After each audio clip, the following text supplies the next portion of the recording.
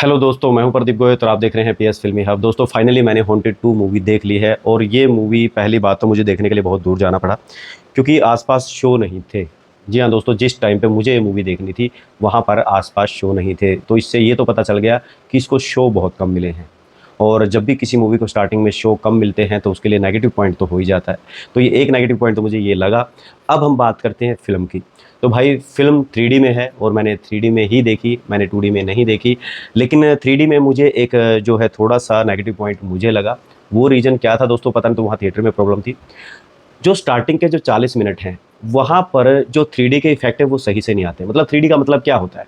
जहाँ पे मैं बैठा हूँ वो पूरे तरीके से हाइलाइट होना चाहिए और जो पीछे का बैकग्राउंड है वो बिल्कुल बैक साइड में दूर दिखता है, यही होता है। लेकिन वहाँ पे क्या हो रहा था कि जैसे मैं एक मेन कैरेक्टर हूँ, तो मैं तो क्लियर तो दिख रहा हूँ, ये नहीं कि मैं क्लियर नहीं दिख रहा हूँ, क्लियर हूँ। लेकिन मेरे से ज़्यादा जो मेरा बैकग्राउंड है वो आगे की तरफ हाइलाइट हो रहा है। जैसे भाई 3D में क्या होता है कि जो मेन कैरेक्टर है वो आगे की तरफ हाइलाइट होता है, थोड़ा-सा आगे की तरफ हमें लगता है ये तो बिल्कुल बाहर निकल कर आ गया आगे की तरफ। लेकिन यहाँ पे उल्टा था, 40 मिनट की बात कर रहा हूँ मैं, 40 मिनट तक मेरे को लगा कि मेरे ग्लास में प्रॉब्लम है। मैं वापस गया, मैंने अपना ग्लास चेंज करवाया। ग्लास चेंज करवा के फिर मेरे को लगा भाई हो सकता है, क्योंकि कई बार हो जाती है ना जो 3D ग्लासेस भी प्रॉब्लम कर देते हैं। मैंने चेंज करवाया, फिर मैंने उसको लगा के देखा, नहीं भाई ये प्रॉब्लम 40 मिनट तक मूवी के अंदर मेरे को झेलनी ही पड़ी। ये प्रॉब्लम वहीं पे थी, मूवी के अंदर ही। तो भाई ये तो वो प्रॉब्लम थी जो मैंने फेस करी है। अगर आप में से भी किसी ने ये प्रॉब्लम फेस की है 30-40 मिनट तक, तो मुझे कमेंट में ज़रूर बताइएगा, क्योंकि मुझे कम से कम ये भरम दूर हो जाएगा कि भाई मेरे सिनेमा में दिक्कत नहीं थी, फ़िल्म में ही प्रॉब्लम थी, या फ़िल्म में प्रॉब्लम नहीं थी, सिनेमा में प्रॉब्लम थी। ये थोड़ा-सा कन्फर्म हो जाएगा। अब हम बात करते हैं स्टोरी की। तो भाई जैसा कि चेतना ने और मेमो ने बोला था कि भाई स्टोरी बहुत अलग और दमदार होगी, तो सच में स्टोरी दमदार है, स्टोरी अच्छी है, स्टोरी में कोई दिक्कत नहीं है। और उसके बाद हम बात करें एक्टिंग की, क्योंकि दोस्तों पिछली मूवी के अंदर मेमो ने जो एक्टिंग करी थी वो आज तक लोगों को याद है। तो यहाँ पर भी इस फ़िल्म के अंदर भी मेमो ने वही काम करके दिखाया। भाई बंदे के एक्सप्रेशन बिल्कुल फाड़ थे, बहुत अच्छी एक्टिंग उनकी है और चेतना पांडे ने पूरा साथ दिया है। मैं एक ही चीज़ बोलूँगा, अगर इस मूवी को देखने का जो सबसे बड़ा रीज़न है वो है इन दोनों की एक्टिंग और दूसरा है स्टोरी। ये मैंने इसलिए कहा दोस्तों, क्योंकि जिस टाइम पे कोई भी हॉरर फ़िल्म शूट हो रही होती है, उस टाइम पे उसके सामने कोई भूत नहीं होता है। उस टाइम पे उसको कैमरे के सामने एक्सप्रेशन देने होते हैं कि भाई तेरे सामने भूत है, तू रिएक्ट कर कि हाँ तेरे सामने भूत है, क्योंकि उस तरीके के रिएक्शन निकालना थोड़ा मुश्किल हो जाता है। तो यहाँ पर दोनों के जो रिएक्शन है वो बहुत अच्छे निकल कर आए हैं। क्योंकि दोस्तों मुझे पर्सनली इस फ़िल्म की एडिटिंग से शिकायत है। जिसने भी इस फ़िल्म को एडिट किया है उसने ये मान के चलिए मेमो और चेतना के साथ धोखा कर दिया है। क्योंकि उन्होंने एडिटिंग उस लेवल की नहीं की जिस तरीके की इस फ़िल्म को ज़रूरत थी। क्योंकि दोस्तों जब मेमो और चेतना है, जब कहीं पे एक्टिंग कर रहे हैं सेट पे खड़े होके, वो तो ग्रीन स्क्रीन पे कर रहे हैं ना। उनको थोड़ी ना पता कि यहाँ पे क्या ऐड होने वाला है, यहाँ पे क्या चीज़ होगी, क्योंकि वो अपने रोल के अंदर एफर्ट डाल सकते हैं, अपने डायलॉग के अंदर अपने बॉडी लैंग्वेज, अपने फेस एक्सप्रेशन को अच्छा दिखा सकते हैं, लेकिन वो बैकग्राउंड को अच्छा नहीं कर सकते, वो एडिटर के हाथ में है।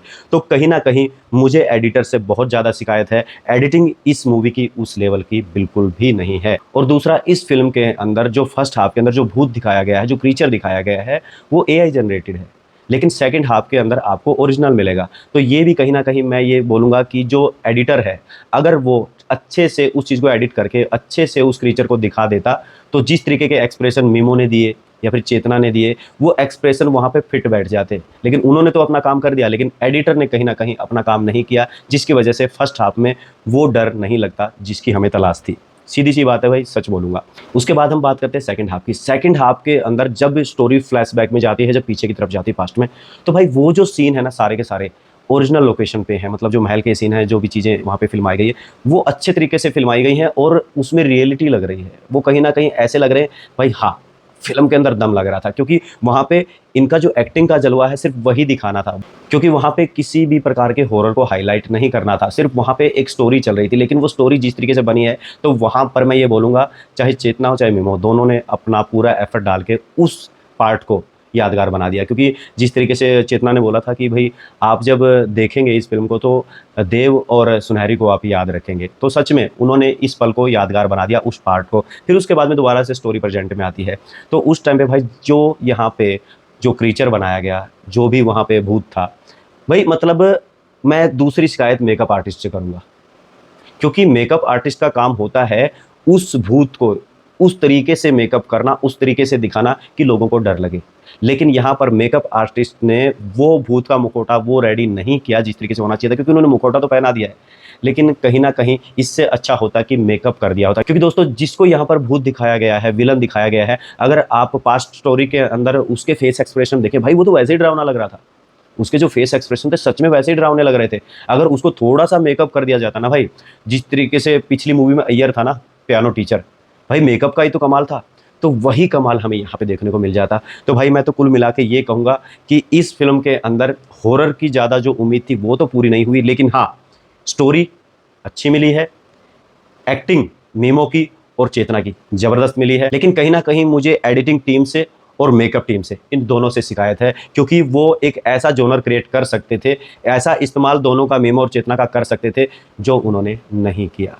वो इस तरीके की फिल्म इसको बना सकते थे। लेकिन फिर भी मैं ये बोलूँगा वन टाइम ये वॉच ये मूवी है। अगर आपको हॉन्टेड 1 अच्छी लगी थी और उसके अंदर मेमो अच्छे लगे थे, उनकी एक्टिंग अगर आपको अच्छी लगी थी, तो भाई आपको इस फिल्म के अंदर उनका ज़्यादा एफर्ट देखने को मिलेगा। और कहीं से भी चेतना पांडे भी यहाँ पे कम नहीं लग रही है। तो भाई कुल मिला के अगर आपको ये मूवी देखनी है तो आप इन दोनों के लिए इस मूवी को देख सकते हैं, क्योंकि स्टोरी और एक्टिंग दोनों ही अच्छे हैं। अगर रेटिंग की बात करें तो भाई 5 में से 3.5 स्टार। तो भाई ये था छोटा सा अपडेट हॉन्टेड 2 मूवी के ऊपर। मिलते हैं नई वीडियो में नए अपडेट के साथ, तब तक के लिए बाय।